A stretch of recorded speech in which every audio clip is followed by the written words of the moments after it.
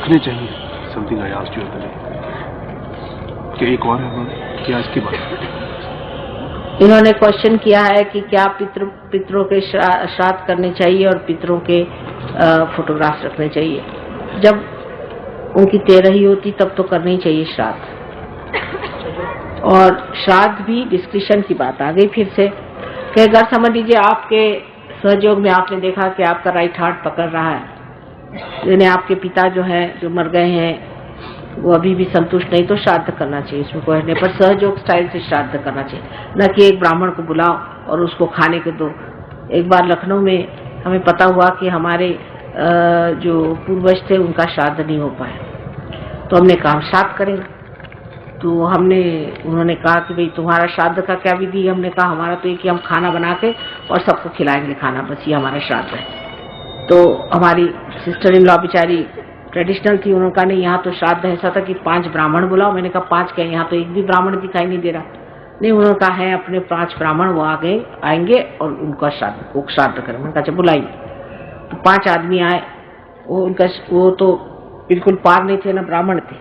5 आदमी आके बैठे। मैंने भाई कहा मैंने कहा देखे तो सही क्या होता है और कैसे श्राद्ध करे। कुछ नहीं, कहले 5-5 किलो आप कलाकंद मंगा लीजिए।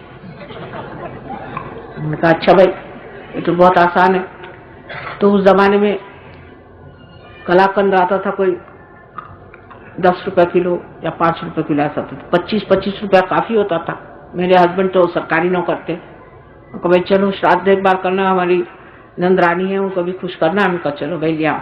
तो हम सबके लिए ले आए 25 किलो और 5-5 किलो एक ब्राह्मण 5 ब्राह्मणों को दिया जब वो आए थे। मैंने सोचा ये घर बांध के ले जाएंगे।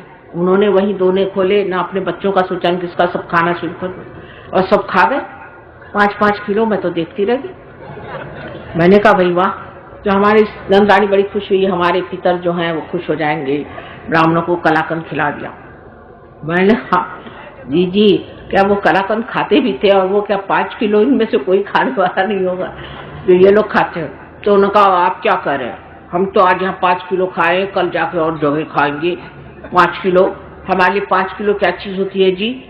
मैंने कहा मान गए आपको, आप असली ब्राह्मण हैं। अच्छा मुझे माफ करिए, हो गया आपका हिसाब किताब? कहले हाँ ठीक हो गया, हम तो 5 किलो से कभी कम खाते ही नहीं, आप क्या बात कर रहे हैं।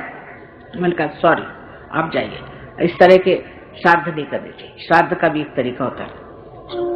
दूसरा एक और किस्सा है, सहयोगी एक थे, वो ब्राह्मण है तो सहयोग में आकर के असली ब्राह्मण हो गए महाराष्ट्र में। तो उनके जो महाराष्ट्र के ब्राह्मण है वो जब हो जाते हैं पार तो वो कहते हैं अच्छा ये ब्राह्मणों को अब ठीक करना है। जैसे अगर कोई हमारे पास ईसाई आता है तो वो जब देखता है कि सहयोगी है तो सब ईसाइयों के पीछे लग जाता है कि तुमको ठीक करना है।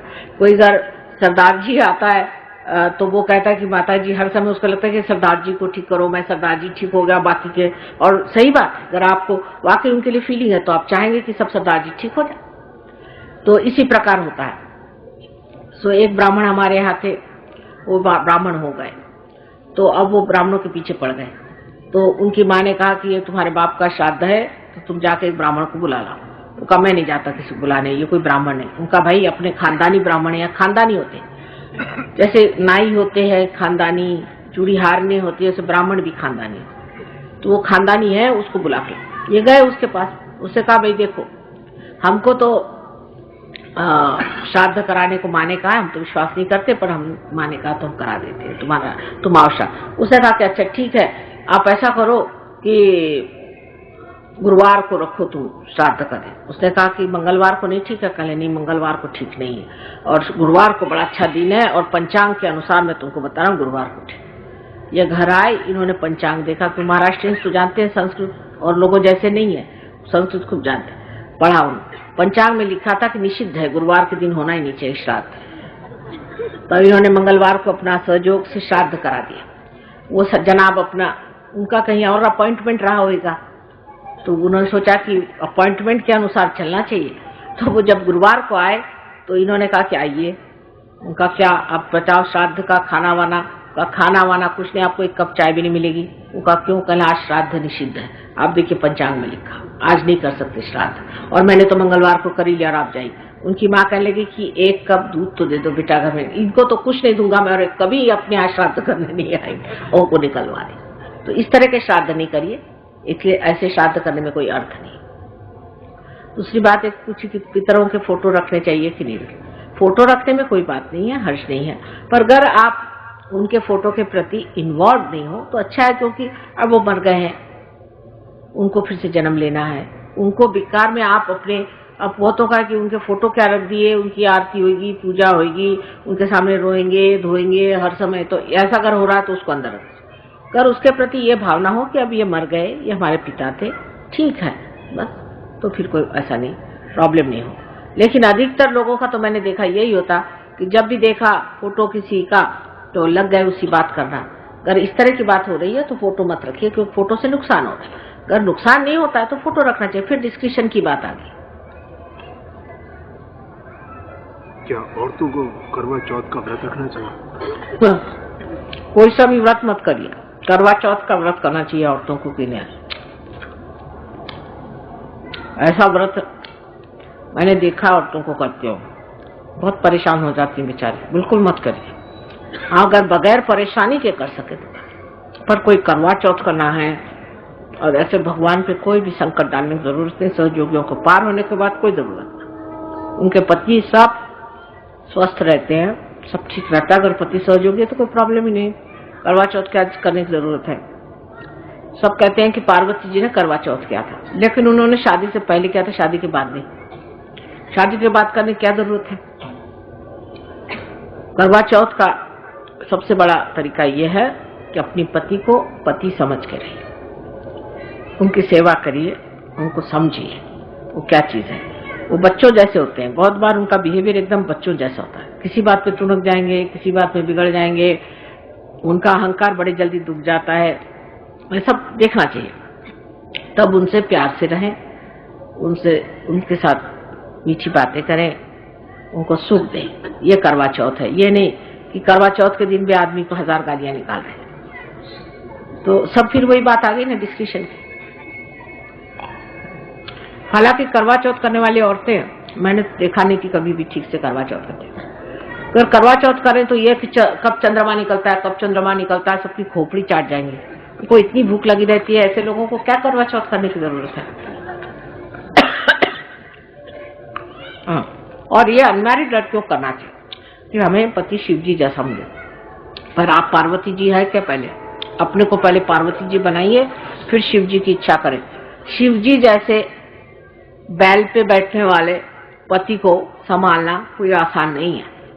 शिव जी किसी का पति हो नहीं सकता सिवाय पार्वती का, वही संभाल सकती है और कोई नहीं। सब बीहड़ जीव है, ऐसे बीहड़ जीव की इच्छा भी करना मुझे लगता है गड़बड़ है। तुम लोग के बस का ही नहीं तो क्या कैसे बीहड़ जीव की तुम लोग करते हो। लास्ट क्वेश्चन, क्या मासिक धर्म के दौरान पूजा, क्या मासिक धर्म के दौरान पूजा लेनी चाहिए, वाइब्रेशन लेनी चाहिए?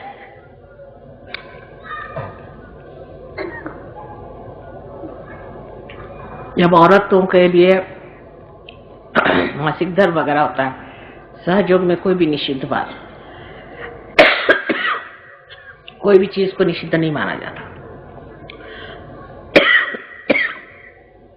विशुद्धि की कोलाहल सिर्फ उस वक्त में औरत को आराम करना चाहिए। और पूजा भी चीज में आप जानते हैं हमारा क्या विचार, पूजा भी किसकी करते हैं आप पहले ये देखना चाहिए। हाँ, वो भी काफी तमाशे, इसमें बड़ा गहरा जाना पड़ेगा। मेरे विचार से पहले थोड़ी पूजा वूजा बंद करके अब इधर ध्यान ही करें। जिसलिए पूजा करते थे वो हो गया, अपार हो गए, अब इसके बाद काहे की पूजा करने की। मैंने आपको विश्वास ही नहीं होता कि आप पार हो गए, आप पूजा की जरूरत नहीं, अब ध्यान करने की जरूरत है। ये तो ऐसा ही हुआ कि मैं आ गई मोटर में यहाँ और मोटर ही में बैठी रह गई और मोटर वाले इसको भी चलते चलो हमको तो जाना है प्रोग्राम में। अरे भाई अब आ गए, अब उतरो और भाषण दो। अभी वहां अभी भी तुम कहाँ चल रहे हो, तो पूजा की तो जरूरत तब तक होती है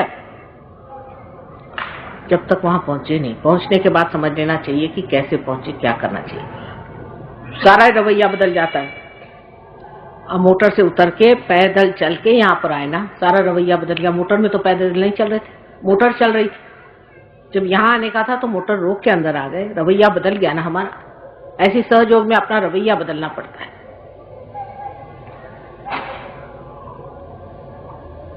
Girl has written, respected Mataji, prostration. A few patches of leukoderma on my body. No cure has any effect. I pray for your grace. Leucoderma की बीमारी जो है लिवर की खराबी से होती है।